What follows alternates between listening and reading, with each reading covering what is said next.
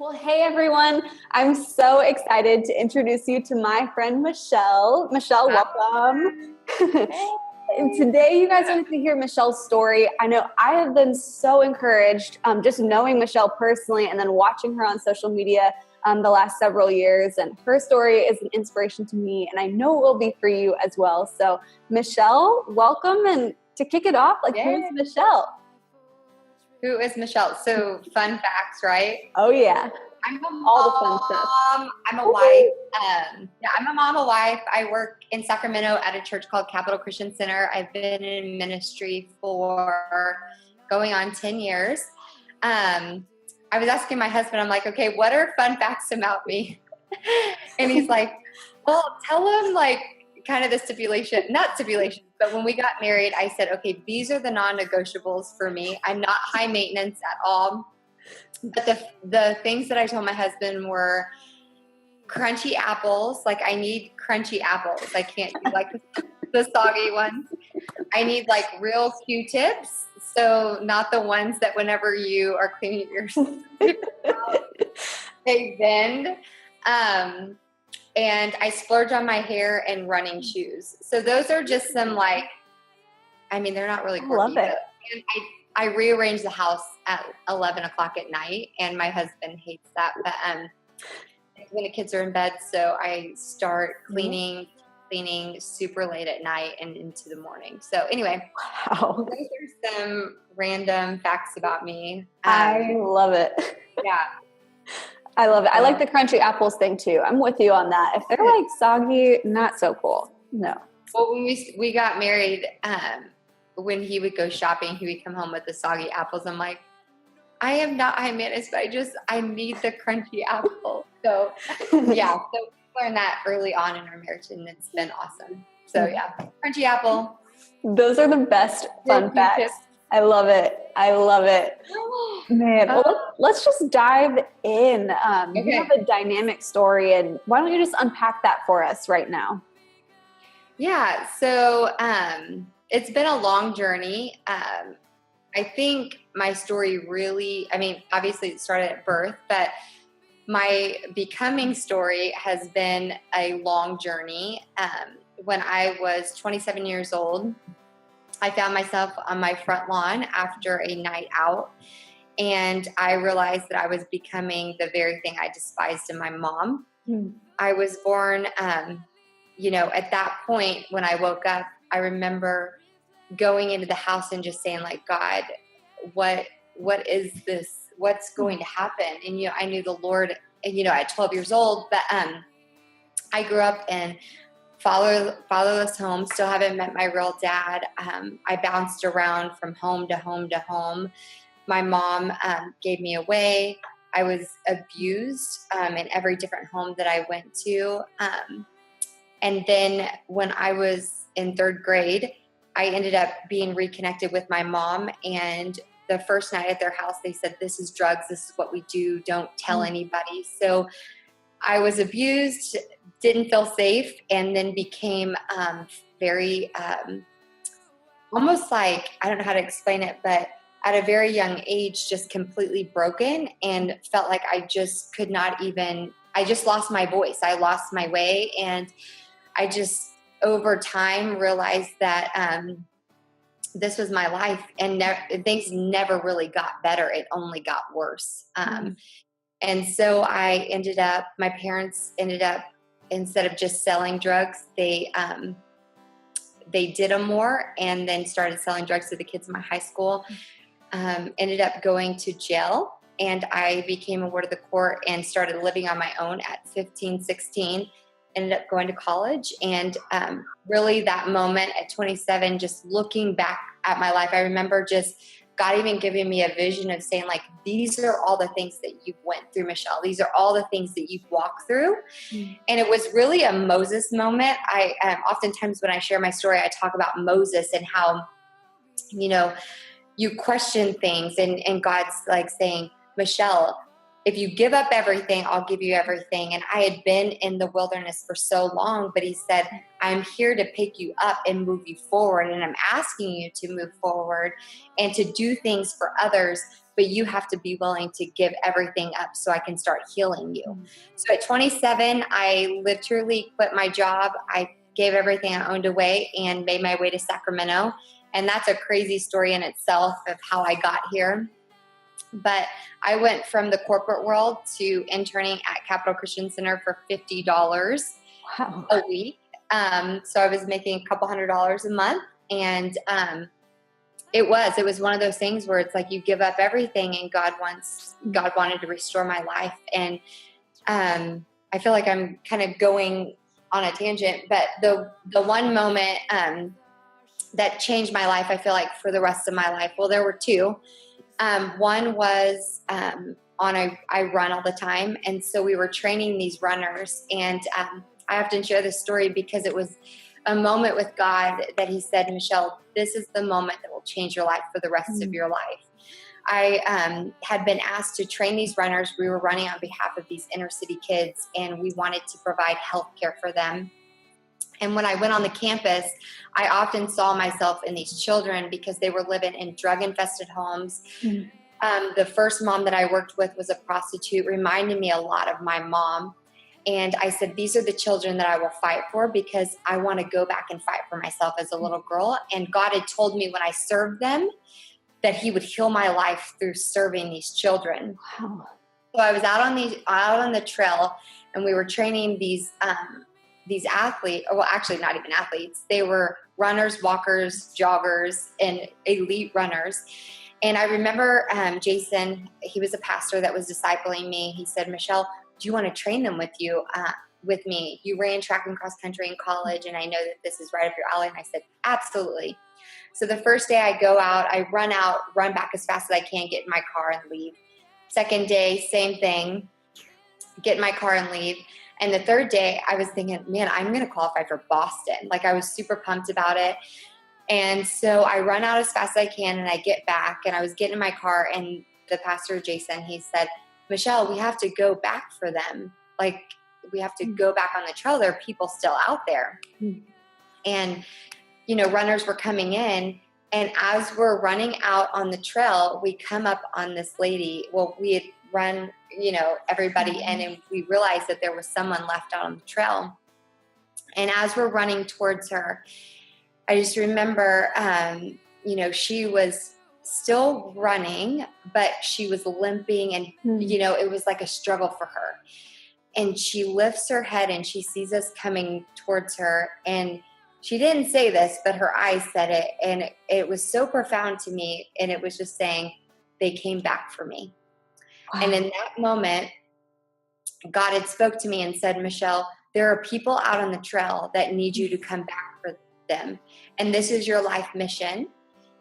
And the people that are on the side, and in that moment, I remember God specifically saying, like, you are going to go back for these people. But right now, Michele, you missed the moment today.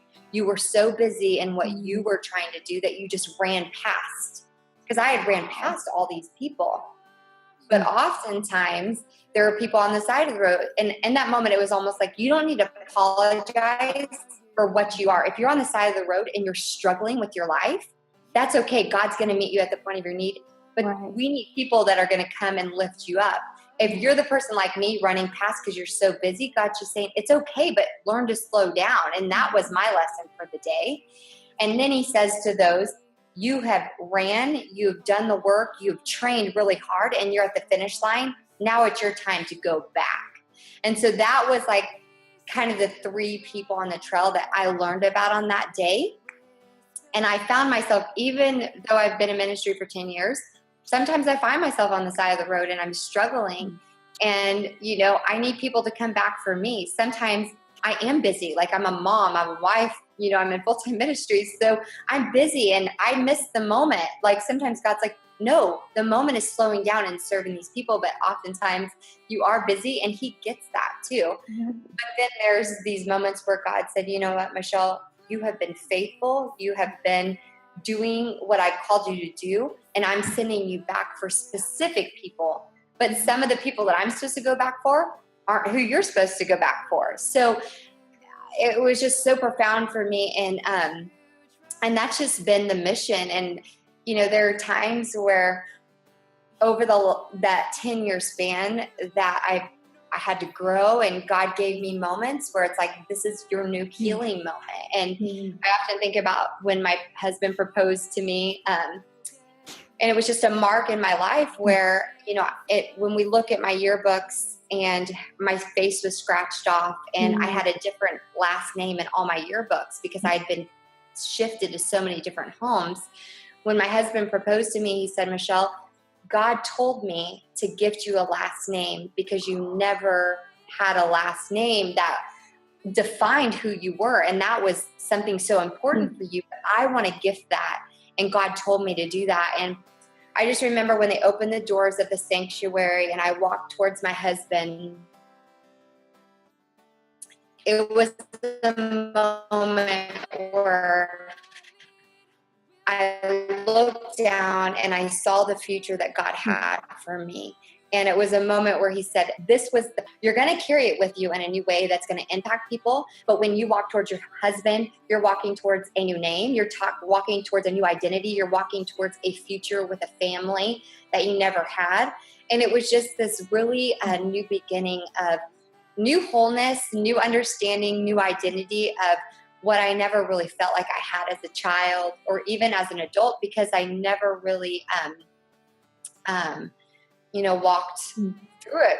I mean, I don't know properly, but it started at 27 and it took about 6 years to really redefine who God had called me to be, because I was never open to him. It was almost like I was just a veneer and I was putting on a front, and it was like God just kind of breaking me and saying, okay, now you're ready. Wow. And, you know, last year I reconnected with my mom, and that's a huge part of my story. And my mom has been sober for over a year now. Wow. We hadn't seen each other in 10 years. We hadn't, talked in 10 years or seen each other in 8. And so when we reconnected, it was just, we didn't recognize one another. She walked into this cafe, and when I first got there, I didn't see her there. So I was like, she's not showing up, almost like a letdown that had happened my whole entire life. And my husband's like, you don't have to do this. And we just felt like for the healing process and just kind of solidifying what God had wanted to do was restore that. We show up, we meet at this cafe, and, it was a very brave, very open conversation. I never brought up the past because she was on her way to sobriety. And I know that God was saying, like, this could be the moment where you can minister to your mom. And so we sat down, had an amazing conversation, and she, for the first time, was concerned about me. Like, how are you? I love you. I'm a thought. I got up, hugged my mom, and every month after, I've called her and just to make sure that she's doing good. And it's been amazing. And there's doubt. I think that when there's doubt, it is, even when God provides and shows you, like, this is what I've given you, you can still doubt because there's all this past stuff. And I did that the month after, and we're in the middle of writing my story in a book. And this lady that's working with me on it, she said, Michele, did you see the sign outside of the cafe? And I said, no. And she goes, well, when I did the research, this was the sign that came up. And my mom didn't answer the phone. And so I was like thinking, doubting God, doubting her, saying she went back to drugs. She went back to her old life. And the day that I felt that, she had sent this picture, the writer had sent this picture, and she said, look what the sign says. And outside the cafe where my mom and I reconnected 10 years later, it said in bold letters, with God, all things are possible. Wow. And it was, I know, it was a moment where God was just saying, Michele, I have always provided. I have given you a new life. So don't doubt me. Don't doubt your mom. You just have to keep moving forward in in the things that I've called you to do. And everything's going to be fine, because with me, all things are possible. And so it's just been incredible. My life, my story, the things that have happened, the things that God has done, and the life that I now have is just so amazing. And I'm so thankful, and just, I can't believe, everyone's always like, can you believe you lived that life? And I'm like, no. I mean, when you look at it, when I read it, when I talk about it, it is very profound. But I'm just so thankful for God rescuing me, and being that father that didn't see me, probably saw me as at 27, I was a mess, but said, you know what, I'm going to lift you up and we're going to move forward, because these are the visions I have for your life. This is what I want you to walk towards, because you can't see yourself as a mom. You can't see yourself as a wife. You can't see yourself worthy as to be in ministry, but this is what I see you as. And he showed me the vision, but I had to trust and walk towards that, and know that he would be faithful in all of those things, and that I didn't have to do it alone, but he would walk me towards the greatness that he had for my life. So. Oh, that's so good. I'm like talking.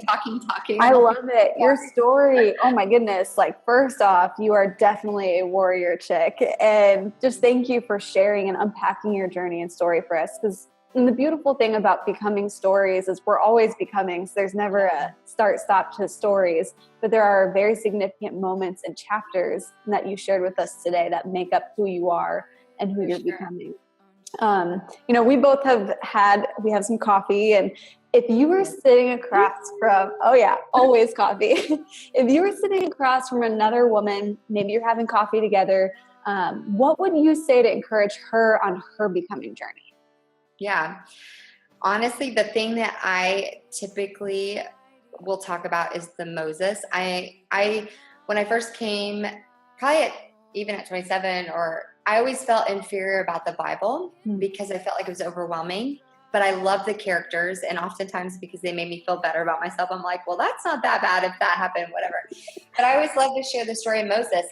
And there was a pastor that said this to me, and it was so profound. And I often speak it out, whether it's to an audience or an individual. He said, Michele, whatever you went through is to help those going through.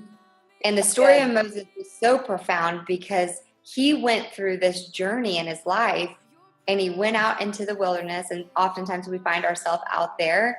And, he went from the highest ranking in power to this very simple life, and he was living out there. And God came back 40 years later to say, you know what, I want you to go back to the starting place. And he never felt worthy. He said, me, I have a handicap. I can't even talk. And he said, well, I'll still provide for you. And then, and I feel like that. I feel like for women, people, individuals, they find themselves in the simple places, or they find themselves in the wilderness. And sometimes it's a year, sometimes it's 2 years, sometimes it's 10 years. And God comes back for them and says, I want you to go back. And that was my story. He said, I want you to go back to the beginning. And that's what I did with these children. And that's a hard place, because it's hard to see them hungry and cold and not having clothes or in a drug-infested home. But he said, no, I'm asking you to help those going through, because of that's what you went through. So if I were to encourage women, I would just say, pray to God and say, God, what have I went through that could help those going through? Call me back to the beginning.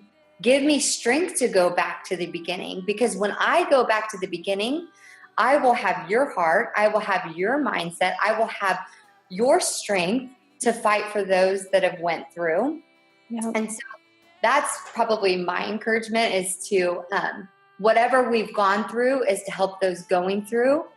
And I've even had people say, well, I don't have a crazy story. Well, I think even the stories where you did grow up and you had my husband, he has an amazing Christian family. He grew up in an amazing home. And there are times where he doesn't feel human because he feels like he had this amazing life. But I said, Joe, you've had different, things, but you don't have to apologize for the greatness that God had. You don't have to apologize for the favor and the things that he has showered you. All of us have different stories that are important, but people would look to those that said, you know what, I had a pretty good life growing up. There's nothing to apologize about. We look to you and say, that's what I want. Right. Because your parents went before us and your parents took good care of you. Your parents God instilled things in you. It just took me a little bit longer. And I don't need to apologize about that because me fighting will help others go through. So I think we look over our lives and we go, man, what have we went through that can help those going through? And then where's God in all of us? There was another saying that a pastor had said to me. He said, when you do the right thing, because it's the right thing to do, God will set you on a collision course with the miraculous. And I truly believe that. I truly believe that every day, if we wake up and we'll commit to doing the right thing because it's the right thing to do, God will show you favor and show you the promises for your life and give you vision. And not that I'm saying like he doesn't for the other, but when we are obedient, he will open. I've seen it. He will open the doors and he will allow us to walk through and say, you know what? Just like the person at the finish line of the trail, he'll say, you're ready. You're ready to go back for those that are hurting. You've learned from me. You followed the training plan. You followed the steps, and now you're ready to run the marathon. And I don't know. I think that would be my encouragement is what have you been through to help those going through? Steps to getting to the finish line so you can go back, and don't apologize for where you're at on the trail. I think that's one thing that I've learned.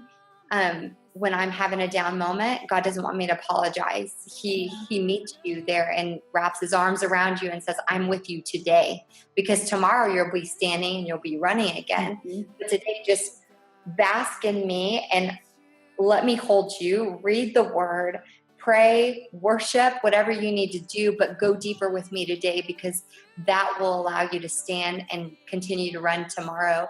And I think oftentimes when we are in this life and we're serving God, sometimes we feel like we need to be perfect. And so we apologize for the mess. We apologize for the hurt. We apologize for being so busy and running past. We apologize for not getting to the finish line fast enough. And he says, it's okay.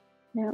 I'm with you every step of the way and I'm leading you. So don't apologize and just do what you can every day, and I am with you, and it's going to be amazing. So that would be my advice. Love it.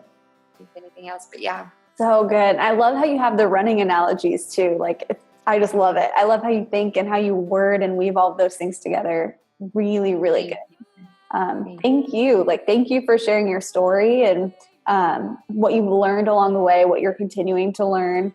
And for those of you who are watching too, I would hope that you continue to follow along Michelle's journey with her as she's working on this book, as she's continuing to post just inspiring things online on what she's doing and learning in her story.